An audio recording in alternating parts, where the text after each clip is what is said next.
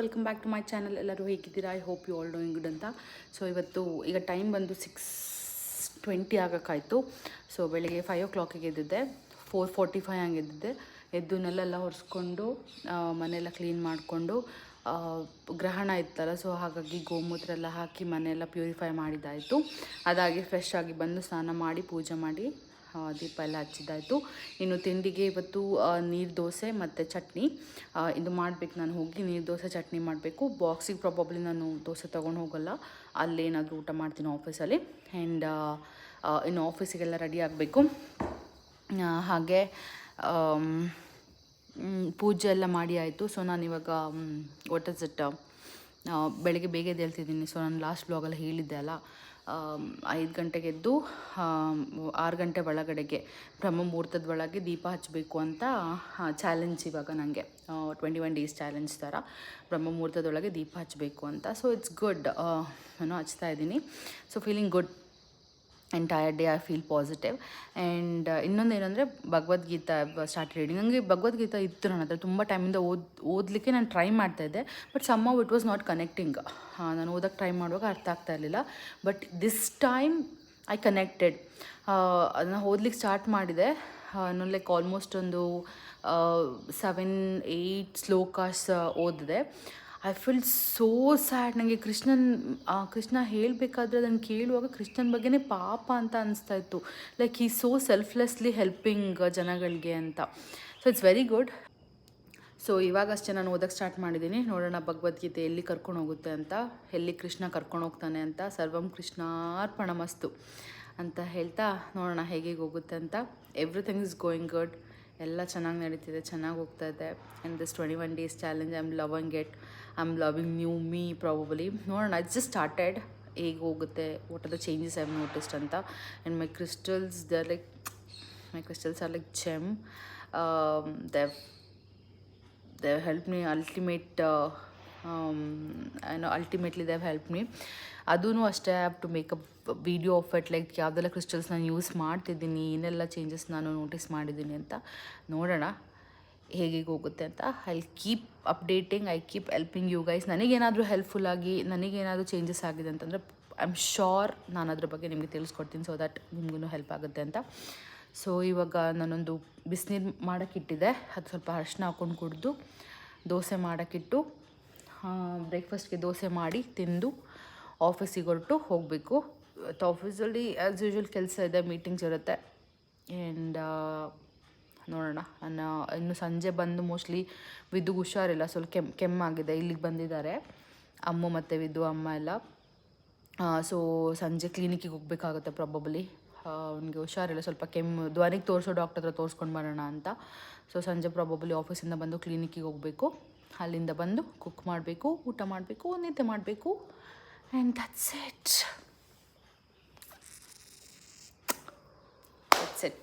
For today. Time 6:15 ಆಯಿತು. ಇನ್ನು ಹೋಗಿ ಎಲ್ಲ ಕೆಲಸ ಮಾಡ್ಕೊಂಡು ರೆಡಿ ಆಗೋಣ. ಓಕೆ.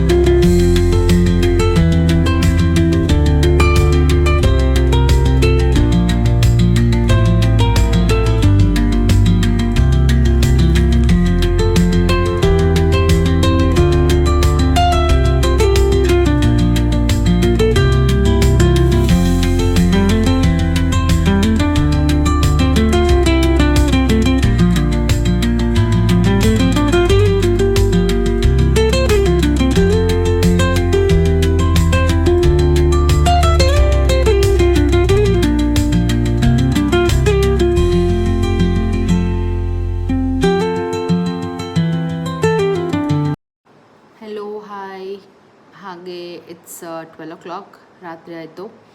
ಈಗ ನಾನೊಂದು last I am just ending my day, green tea ಮಾಡ್ಕೊಂಡು ಕುಡಿತಿದ್ದೆ. ಸೊ ಅಡುಗೆ ಎಲ್ಲ ಮಾಡಾಯಿತು, ಊಟ ಎಲ್ಲ ಮಾಡಿ ಇವಾಗಲೇ ಎಲ್ಲ ಕಸ ಹೊಡೆದು ಮಲ್ಕೊಳ್ತೀನಿ.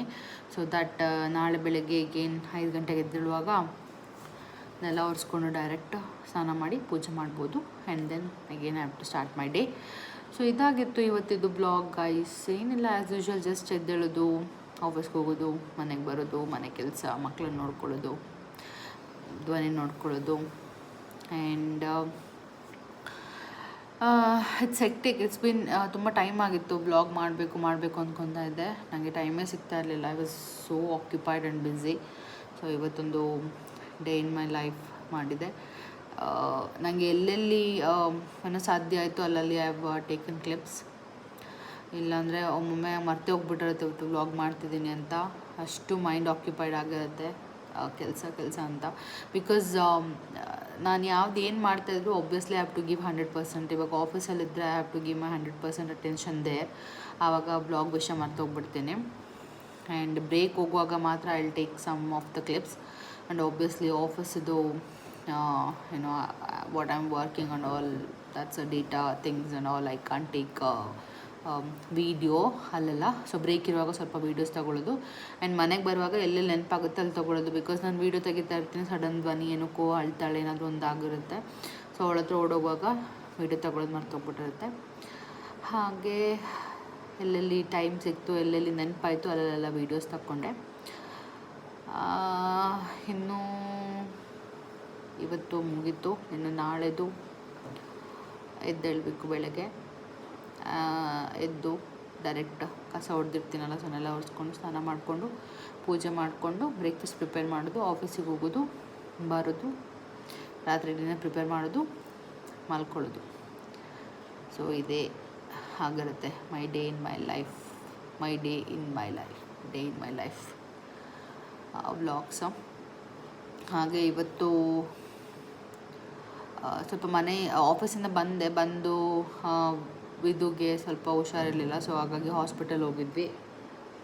ಹಾಸ್ಪಿಟಲ್ ಹೋಗಿ ಕ್ಲಿನಿಕ್ಕಿಗೆ ಹೋಗಿ ಅಲ್ಲೆಲ್ಲ ತೋರಿಸ್ಕೊಂಡು ಬಂದು ಕುಕ್ ಮಾಡಿ ಊಟ ಮಾಡಿ ಎಲ್ಲರೂ ಮಲ್ಕೊಂಡ್ರು. ಇನ್ನು ನಾನು ಗ್ರೀನ್ ಟೀ ಕೊಡ್ತು, I will go to sleep. So thank you all for watching. Thank you for all the support. We are growing. I am very happy that we are growing. And ನಂದು watch hours ಜಾಸ್ತಿ ಆಗ್ತಾಯಿದೆ. And I get so good comments, people saying that they like the way the vlogs comes out anta.